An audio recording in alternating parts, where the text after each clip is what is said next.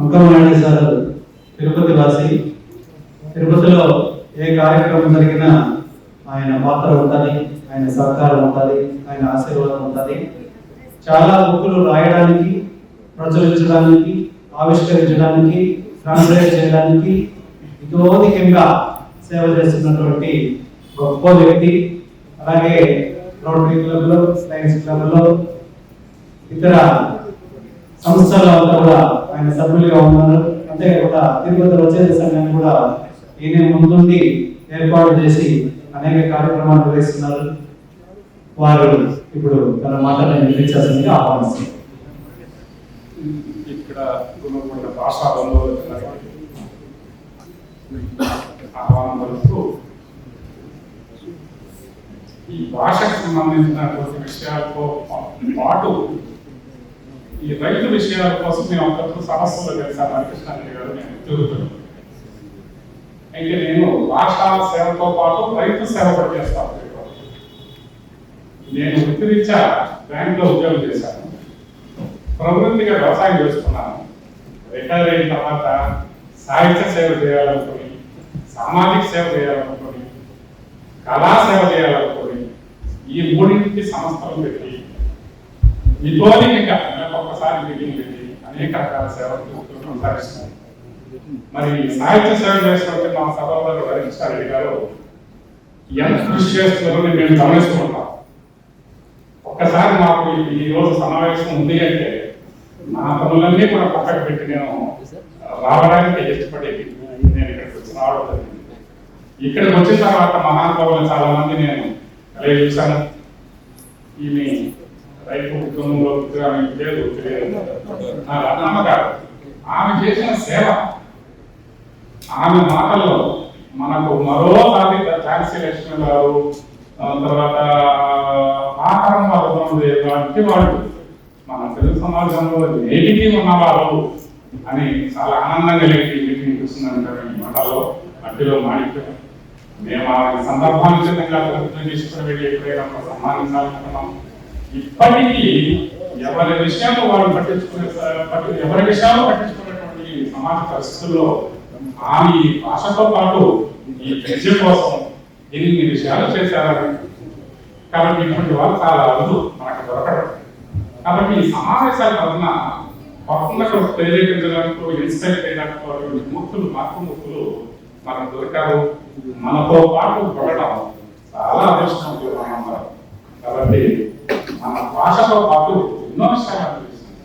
మరి భాష విషయానికి వస్తే మన లాంటి భాష నిజమే ఎక్కడా లేదు, తరిగిపోతున్నది. ఈ భాష కూడా ఇతర దేశాల్లో బాగా ప్రకటిస్తున్నాయి. నేను అమెరికాలో ఉండేటువంటి 50 రాష్ట్రాలు జరుగుతున్న విషయాలు గమనిస్తూ ఉంటాను. నాకు మిత్రులు, సాహిత్య మిత్రులు అనేక మంది అన్ని దేశాల్లో ఉన్నారు. ప్రతి రాత్రి 10 నుంచి 12 వరకు మేము ఇంటరాక్ట్ వాట్సాప్ అంటే ఆ జూన్లో జరిగే మీటింగ్లు.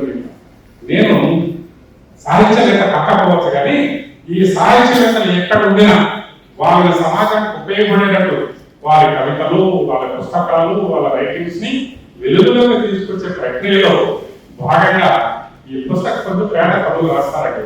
వాళ్ళు ప్రింట్ చేయడానికి కూడా వెనకాడుతూ ఉంటారు. ఎప్పుడో రాస్తున్నారు వాళ్ళు ఇంకో 10 అటువంటి వాళ్ళంతా కూడా నేను గుర్తించి ఆ వెలుగులోకి తీసుకొచ్చేటువంటి కార్యక్రమాలు తిరుపతిలో చేస్తున్నాను. మరి అటువంటి కార్యక్రమాలు ముందే ఉమ్మడి జిల్లాలో మీ తిరుపతి, చిత్తూరు జిల్లాలో జరుగుతూ ఉన్నది విన్నాను, ఇప్పుడు కంటున్నాను. మన హరికృష్ణారెడ్డి గారు యాక్టివ్ మెంబర్ గా ఇవన్నీ కూడా పట్టించుకొని చేస్తున్నాడంటే హరికృష్ణారెడ్డి పద్మనాభ దృష్టి తీసు అక్కడ భాష మీద బాగా పట్టుకున్నవాడు.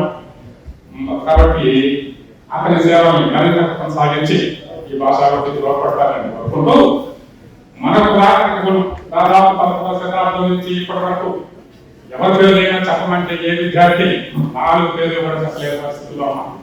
తెలుగు భాష మీకు తెలిసిన కవుల పేర్లు చెప్పమంటే ఏదో 1-2 సినిమా పాట భాష కదా, వాళ్ళ పేర్లు అయితే చెప్తున్నారు. 11వ శతాబ్దం నుంచి ఇప్పటి వరకు ఎంతమంది కవులు ఉన్నారండి?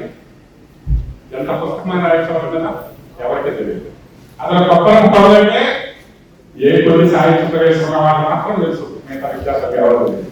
తిరుగుతున్న కవులు అంటే మనకు విశిష్టమైనటువంటి భాషలో ఉన్నటువంటి అద్భుతం ఆ అవగాహన ప్రక్రియ ఒకే ఒక నిమిషంలో 500 పద్యాలు ఆసుగా చెప్పినటువంటి మహానుభావులు కలిగినటువంటి మా భాష ఒక్క నిమిషంలో 500 పద్యాలు మా అనుభవం కలుగుతుందా అంటే మహానుభావులు కలిగినటువంటి మనం చెప్తున్నాం గర్వపడాలి. ఈ గర్వపడింది ఈ యొక్క గొప్ప రస ఈ రసాన్నంతా గుర్తించి పోషించే వాళ్ళు అధ్యయపడారు. మరి మన తెలుగు మీద ఉండేటువంటి ప్రేమతో వాళ్ళ సుదూర ప్రాంతాల్లో ఉన్నటువంటి అనేక దేశాల్లో సేవ చేస్తున్నారు. మన తానా సభలో వాళ్ళు ఎన్నో విషయాలు అద్భుతాలు చేస్తున్నారు. మరి దీనికి సంబంధించి తెలుగును మర్చిపోయేటట్టు కొన్ని ప్రభుత్వాలు అయితేనేమి మన సమాజంలో ఏదైతే ఇంగ్లీష్ మీడియం స్కూల్ వస్తేనే ప్రభుత్వం వస్తుందనేది అంతా కూడా అపోహ. తల్లిదండ్రులు ఫస్ట్ అవే తల్లిదండ్రులు లేదు, ఏది చేస్తే మంచిదో ఏది చేస్తే మంచిదో ఇంటరాక్షన్ లేదు, సమావేశాలు లేవు, నిజమైన లీడర్స్ లేదు, వార్డ్ లీడర్స్ మనకు ఎవరు లేదు, అందరూ మేడ్ లీడర్స్, ఏదో మేడ్ లీడర్స్. కాబట్టి స్వతంత్రంగా మనం ఏమీ చేయలేకపోతున్నాం. కాబట్టి మేము వాళ్ళందరినీ కూడా ఈ వేదిక మీద ఈ భాషకు సంబంధించి వాళ్ళంతా కలుసుకున్నందుకు పర్టికులర్ గా రత్నం గారిని నేను చూసి పులకరించిపోయాను. కాబట్టి ఆమె సేవలను కూడా కొనసాగించమని మా తిరుపతి జిల్లా నేను కూడా రిక్వెస్ట్ చేస్తున్నాను. అక్కడ రచయితల సంఘం, తిరుపతి రచయితల సంఘం, విశ్వశ్రీ సాహిత్య సంఘం, చక్రపాణి పీఠం, పురం జాషువా గారి ఒక్కటం, అలాంటి పీఠాలు ఎన్నో 5 పీఠాలకి మేము పనిచేస్తున్నాం. కాబట్టి మా వంతు మేము చేస్తున్నాం. అందరూ కూడా సహకరించి ఇక్కడ కూడా చేయమని నేను మనం విన్నవించుకుంటూ మీకు ఎన్నో విషయాలను తెలియజేసే మా గ్రేట్ సిగ్నేచర్స్ యూట్యూబ్ ఛానల్ను సబ్స్క్రైబ్ చేసుకోండి, లైక్ చేయండి, షేర్ చేయండి, కామెంట్ చేయండి.